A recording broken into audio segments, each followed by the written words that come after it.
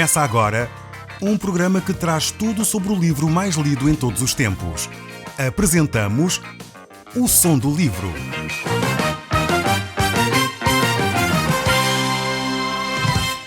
Seja muito bem-vindo. Neste podcast vai encontrar o livro mais conhecido e lido em todo o mundo. Vamos levá-lo numa viagem pela história da humanidade. Este é um audiolivro para si, para a sua família e sociedade em geral. Contextualização e comentários de Paulo Chaveiro. Todos os ouvintes que nos têm acompanhado sabem que neste momento nós estamos numa nova fase do nosso estudo. Nós já analisámos o livro do Velho Testamento, que foi o livro do Gênesis, e agora estamos a começar uma nova série de estudos. Estamos a olhar para o livro de Mateus. Estamos a olhar para o Novo Testamento. Este livro de Mateus fala-nos de questões extremamente importantes. É o início do Novo Testamento, é o primeiro Evangelho do Novo Testamento e ele relata-nos o nascimento de Jesus Cristo. Por isso, se você não nos acompanhou até aqui e é a primeira vez que nos está a ouvir, tem uma ótima oportunidade de se manter em contacto connosco para continuar a ouvir os nossos programas, pois agora estamos a iniciar uma nova sessão de programas acerca do Evangelho de São Mateus. Ele fala sobre a vida e a pessoa de Jesus Cristo, mas fala de uma forma particular. Como é sabido, o Novo Testamento tem 4 evangelhos e eles têm ênfases diferentes. Não falam de forma alguma de outras coisas, falam ambos de Jesus Cristo, mas com ênfases diferentes. Enquanto o Evangelho de São Mateus aborda a perspectiva de Jesus Cristo como o rei que viria estabelecer o seu reino, o Evangelho de São Marcos olha para Jesus como o servo que veio servir a humanidade e aponta para a população romana, enquanto Lucas aponta para o povo grego e João olha para Jesus Cristo como aquele que nos ama e aquele que vem falar a todos aqueles que carecem de libertação. Estes 4 evangelhos, como disse, têm ênfases diferentes e nós vamos apontar para o Evangelho de São Mateus e vamos analisar a vida de Jesus Cristo na perspectiva de Mateus. Mateus era um escritor que viveu com Jesus, portanto ele viu as coisas acontecerem na primeira pessoa, portanto ele relatou os episódios que ele presenciou. Mateus era um publicano, era um homem que cobrava impostos e era alguém que cobrava impostos aos judeus para entregar aos cofres de Roma. Logo, Mateus não era uma pessoa muito bem aceita por um lado pelos judeus. No entanto, Jesus escolheu este homem para fazer dele uma pessoa diferente. E é isso que vamos constantemente encontrar no Evangelho de São Mateus. A ação de Jesus Cristo nas pessoas leva a que as pessoas tenham um comportamento diferente, leva a que as pessoas possam ter uma nova vida. E isso é o que Jesus Cristo faz na vida de cada um de nós. Na sua, ele pode fazer, como tem feito na minha e como fez na vida de Mateus. Mateus trata da vida de Jesus Cristo começando a falar da origem, da família de Jesus. E encontramos logo no capítulo 1 a genealogia de Jesus Cristo. E isto é muito importante, talvez para as pessoas menos atentas e talvez para aqueles que não gostam tanto de ler, olhando para esta genealogia, vão querer saltar por cima dela. Dizer que o fulano gerou o cicrano e o cicrano gerou não sei quem, às vezes não é muito agradável, é repetitivo e alguns acham monótono. Mas nós encontramos nestas linhagens, nesta genealogia, nestas listas que a Bíblia apresenta, factos muito interessantes acerca da vida das pessoas que marcaram toda aquela geração, mas também que deram origem a famílias e pessoas importantes. Por isso, quando olhamos para as genealogias, nós acima de tudo vemos famílias. E aqui encontramos a família de Jesus Cristo. Vemos que ele é da linhagem de Abraão, ele é da linhagem de Davi. E se você tem a sua Bíblia à mão, pode abrir no capítulo 1 do livro de Mateus, porque nós iremos analisar este livro e este capítulo neste programa. Iremos olhar para a vida de Jesus e vemos como Deus usou a pessoa de Abraão, a pessoa de Davi, para cumprir a sua promessa. Como disse, nós tínhamos estado a estudar o livro do Gênesis. E agora estamos a estudar o livro de Mateus. Mas é interessante ver que a promessa que está a ser cumprida em Mateus foi dita a Abraão no livro do Gênesis. Então há sempre uma interligação entre os vários livros da Bíblia. Apesar de terem centenas de anos de diferença, eles continuam interligados e continuam a falar de uma só coisa, de um só assunto, de uma só personagem, que é a pessoa e a obra e a ação de Jesus Cristo. Vemos que o apóstolo Paulo, ao comentar a profecia que Deus havia dado a Abraão, ele diz em Gálatas capítulo 3, verso 16 o seguinte: Ora, as promessas foram feitas a Abraão e ao seu descendente. Não diz, e aos seus descendentes, como se falando de muitos, porém como de um só, e ao teu descendente, que é Cristo. Vemos como o apóstolo Paulo percebeu que Deus havia prometido a Abraão, no capítulo 12 do Gênesis, verso 3, de que em Abraão seriam benditas todas as famílias da terra, que o seu descendente iria abençoar todas as famílias da terra. Ele percebeu que era a pessoa de Jesus Cristo que Deus estava a falar. Era acerca de Jesus que aquela profecia se referia. Vemos que também Deus usou as profecias que havia feito a Abraão e havia feito também a Davi, que de Davi sairia o rei que iria governar sobre a nação de Israel. Que o trono de Davi era algo, uma pedra fundamental deste puzzle que Deus estava a construir na nação de Israel. E é desta linhagem real que Jesus Cristo surge. Por isso o Evangelho de São Mateus traça a importância dessa linhagem real. Vemos que ao escrever o seu Evangelho, Mateus não queria deixar qualquer dúvida sobre a origem de Jesus Cristo, de onde vinha Jesus. Então Jesus era descendente direto de Abraão, era descendente direto do trono real da nação de Israel. Jesus era esse rei que estava prometido por Deus há muitas centenas de anos e que agora se estava a cumprir essa profecia. E Mateus vai escrever dessa forma, mostrando como isso era verdade, como aquilo que Deus havia prometido estava a ser cumprido. Muitas vezes nós, quando olhamos para a Bíblia, tentamos, como disse, saltar alguns assuntos. Talvez aqueles que não gostamos tanto, então nós tentamos saltar por cima deles, tentamos não ler, porque às vezes pensamos que Deus não vai falar através deles. O autor deste programa, o Dr. Magui, ele disse sobre este assunto que ele se lembrava quando era jovem ter ido a uma conferência evangélica e nessa conferência o professor que estava a ensinar sobre a Bíblia perguntou uma certa manhã quantos jovens ali presentes haviam já lido toda a Bíblia durante o período de um ano. E nenhuma mão se levantou. Então esse professor da Bíblia perguntou de novo quantos ali presentes já haviam lido toda a Bíblia de qualquer forma, enfim, de uma forma mais ou menos sistemática. E naquele momento diz ele que esperava que algumas mãos se levantassem no meio daquela multidão, mas mesmo assim praticamente ninguém. Surgiu de novo uma pergunta: quantos já haviam lido a Bíblia de uma forma parcelada? Ou seja, pegando um livro aqui, mais uma passagem ali, etc. Mas mesmo assim leram toda a Bíblia.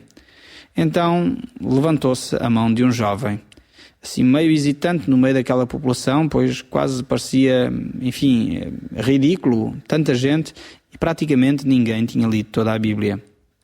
E ele disse, bem, eu li praticamente toda a Bíblia, mas enfim saltei as genealogias. Esse professor diz, enfim, pronto, eu às vezes também salto as genealogias. E foi aí que o Dr. Magui considerou que seria extremamente importante, quando nós olhamos para a Bíblia, não fazer esse mesmo erro. As genealogias também foram inspiradas por Deus. O Espírito de Deus usou os escritores para escrever também estas genealogias. E há certamente coisas importantes para nós aprendermos delas. É necessário nós olharmos com olhos bem atentos aquilo que Deus nos quer ensinar através desses escritos. Diz então o texto da Bíblia, no verso 1, acerca da genealogia do nosso Senhor Jesus Cristo. Esta genealogia apresentada aqui vem através da linhagem de José, que era o marido de Maria. Não diz que José era o pai de Jesus, nós sabemos que o pai de Jesus foi o próprio Espírito Santo, mas fala que esta linhagem de Jesus é relatada a partir da pessoa de José. O apóstolo Mateus quer, de alguma forma, marcar bem a posição de que Jesus Cristo é filho de Davi, e Jesus Cristo é filho de Abraão. É o cumprimento da profecia que Deus havia dado. Este texto bíblico que nós acabamos de ler nos mostra que este é o livro, diz o texto, das gerações, da geração de Davi. Esta expressão é praticamente única, não encontramos em mais nenhum outro livro da Bíblia, exceto no próprio livro do Gênesis. Enquanto o livro do Gênesis é o livro da geração de Adão, este livro é o livro da geração de Jesus Cristo. Vemos como há uma relação oposta, por um lado, entre Adão e Jesus Cristo. O apóstolo Paulo, nos seus escritos, relata bem esta diferença, que aqueles que nascem em Adão têm um caminho, aqueles que nascem em Jesus Cristo têm um outro caminho. E é necessário, porque todos nós nascemos da origem, da geração, digamos assim, de Adão, mas é necessário nós tomarmos uma decisão para nascermos de novo em Cristo. Termos essa oportunidade de retomar um relacionamento com Deus. E é isso que o apóstolo Mateus nos vai mostrar ao longo do seu livro. Se por um lado nós nascemos e todos estamos aqui nesta terra sem fazer grande esforço para nascer, enfim, eu não me lembro de ter feito grande questão de nascer e planear o meu nascimento. Às vezes nós pensamos que a relação com Deus poderia ser diferente, é uma coisa que nós temos que trabalhar e fazer grandes coisas. Não, Jesus fez tudo para que nós pudéssemos ter esse nascimento. Simplesmente aí nós temos que decidir querer receber esse novo nascimento que Cristo nos oferece. O Evangelho de João, capítulo 3, fala-nos muito largamente sobre esta questão. Um dos fariseus, Nicodemos, tinha esta dúvida. Como ele podia nascer de novo? Como ele podia se relacionar com Deus? E Jesus Cristo diz: quem não nascer de novo não pode ver o reino de Deus. Esta é a grande questão que ainda hoje nos deve levar a pensar. Será que eu pertenço ao reino de Deus? Será que eu já nasci de novo? Esta é uma expressão talvez nova para si, nascer de novo. O próprio Nicodemos dizia: mas como é que é possível eu nascer de novo se já sou velho? Será que eu vou voltar à barriga da minha mãe? Jesus disse: é óbvio que não. Quem não nascer do Espírito, então não pode ver este reino espiritual. Quem é nascido da carne, quem é nascido de Adão, quem nasce naturalmente, então esse é um aspecto. Mas há o aspecto do novo nascimento, o nascimento espiritual. Quem é nascido da carne é da carne, o que é nascido do Espírito é Espírito. E eu desafio a ler no seu Bíblia, o Evangelho de João, capítulo 3. Ele relata muito bem este aspecto e Jesus esclarece de uma forma bem simples o que significa este novo nascimento. Para nós pertencermos ao reino de Jesus Cristo, para nós pertencermos a este livro das gerações de Jesus Cristo, nós necessitamos nascer de novo. E este novo nascimento leva-nos a receber a bênção que Deus havia dado a Abraão, em que Deus disse a Abraão: em ti serão benditas todas as famílias da terra. É fantástico como as promessas de Deus se cumprem integralmente na sua e na minha vida. Depende de eu querer receber, de você querer receber aquilo que Deus lhe está a oferecer. Então diz o texto em Mateus, o livro das genealogias de Jesus Cristo, filho de Davi, filho de Abraão. Abraão gerou a Isaac, Isaac a Jacó, Jacó a Judá e os seus irmãos. Judá gerou de Tamara a Pérez e Será. Pérez gerou de Escrom, Escrom a Arão e Arão gerou a Abinadab. Temos aqui uma série de nomes que certamente quem nos seguiu no texto anterior, no estudo anterior do livro do Gênesis, associa aqui vários nomes. Judá, Tamara, Pérez, etc. Nós falámos, vários destes nomes foram mencionados. E eles continuam dizendo: Abinadab a Nasson, Nasson a Salmão. Salmão gerou de Raab a Boaz. Este de Rute gerou a Obed. E Obed a Jessé. E Jessé gerou ao rei Davi. E o rei Davi a Salomão, da que fora mulher de Urias. Primeira pausa que eu queria fazer aqui, eu não vou comentar talvez alguns nomes mais sonantes que você notou, mas eu vou pegar naqueles que talvez, se calhar você não pegaria, exatamente para vermos a importância das genealogias. Nesta genealogia nós vamos olhar para 4 nomes muito importantes, nomes de mulheres.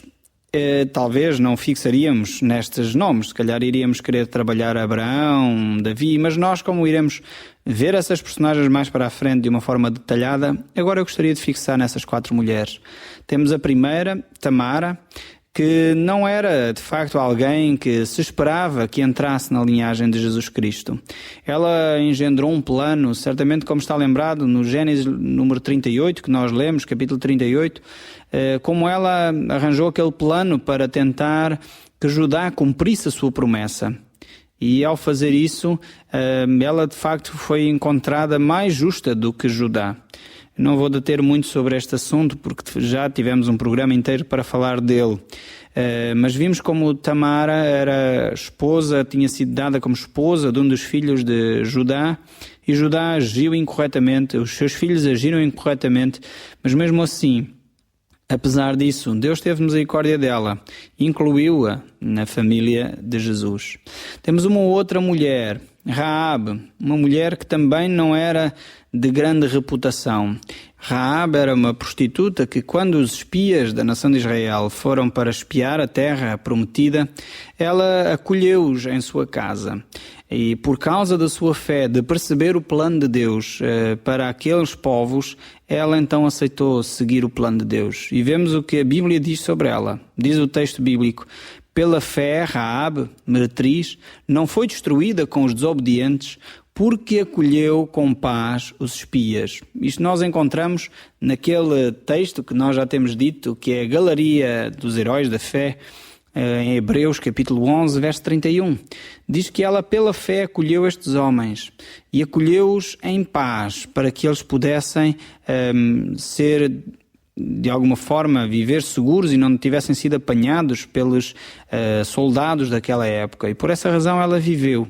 E não só viveu, como é interessante como ela foi integrada na família de Jesus Cristo. Ela veio a fazer parte da herança, digamos assim, familiar de Jesus Cristo.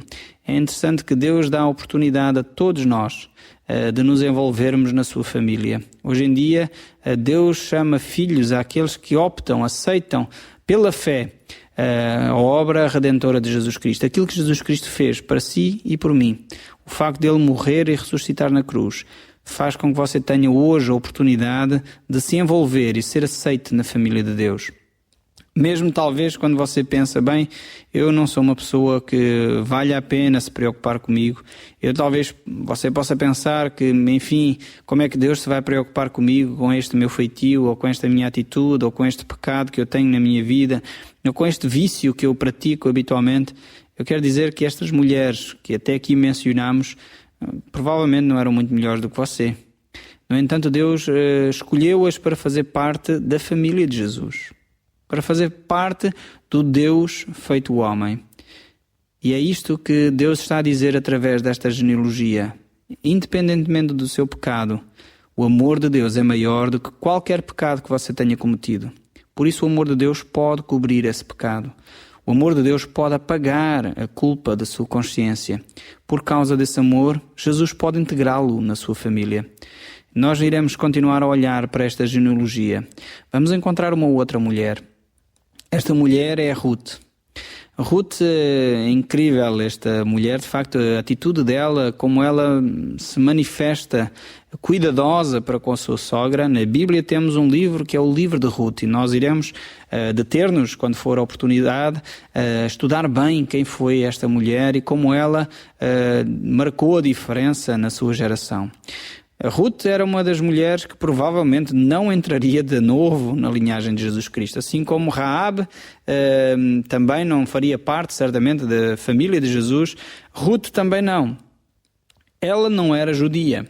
Como tal, os judeus tinham essa atitude muito marcada de, enfim, não se misturarem com outras culturas, com outras raças. E Ruth não fazia parte. Ruth era uma moabita, era de uma outra terra, e por essa razão ela certamente não queria fazer parte da linhagem de Jesus. Mas Deus escolheu-a e trouxe-a da sua própria terra para a terra de Israel, para a integrar na família de Jesus. É interessante que vemos que Ruth teve um filho de Boaz, que veio depois a influenciar e a ser um dos grandes reis de Israel. Vemos como esta mulher, com a sua atitude, transformou não só a sua vida, mas também trouxe a Israel algo extremamente importante, que foi o rei Davi.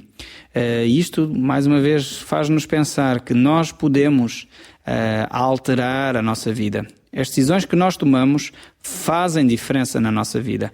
E as decisões que você toma hoje, amanhã, vai colher de certeza os frutos e os benefícios das decisões bem tomadas. Ruth foi esta mulher que procurou seguir a vontade de Deus, procurou fazer aquilo que estava correto e por essa razão ela encontrou favor, ela veio a pertencer à família de Jesus Cristo. Diz o texto em Ruth 2:10, como é que me favoreces e me fazes caso de mim que sou estrangeira? É uma das declarações de Ruth quando encontra Boaz e Deus integrou então esta mulher na sua família, na família de José. Temos ainda uma outra mulher. Diz o texto que é a mulher de Urias. Diz assim, Jessé gerou o rei Davi e o rei Davi a Salomão, da que fora mulher de Urias. Aqui nesta genealogia não aparece o seu nome, mas nós conhecemos o nome dela.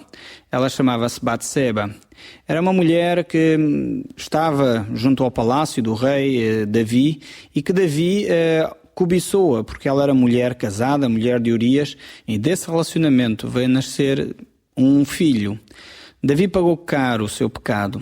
Ele tinha praticado algo que era abominável contra Deus e também contra Urias. Ele não só cobiçou a mulher de Urias, como na sua posição de rei, tomou posse desta mulher e matou Urias. E isso foi algo que desagradou tremendamente a Deus. Nós, quando estudarmos a vida de Davi, vamos analisar este aspecto triste da vida de Davi, mas também podemos analisar que Davi se arrependeu profundamente de ter praticado isso. E por essa razão Deus integrou Batseba nesta genealogia também de Jesus. E por último, temos talvez a mulher mais conhecida delas todas e a mais importante, a própria Maria. Maria, mãe de Jesus, foi de facto uma mulher extraordinária. E nós, no próximo programa, iremos analisar mais aprofundadamente a vida de Maria. Ela merece ser destacada das outras mulheres que nós analisamos hoje, mais que não seja pela sua própria atitude. Enquanto as outras mulheres que nós analisamos hoje, Tamara, Ruth, Batseba, Raab, eram mulheres que não mereciam, digamos assim, ser integradas na família de Jesus, Maria era uma mulher de facto de caráter, uma mulher extraordinária, como já disse, e por isso merece toda a nossa consideração. Nós iremos analisar mais em pormenor a vida desta mulher.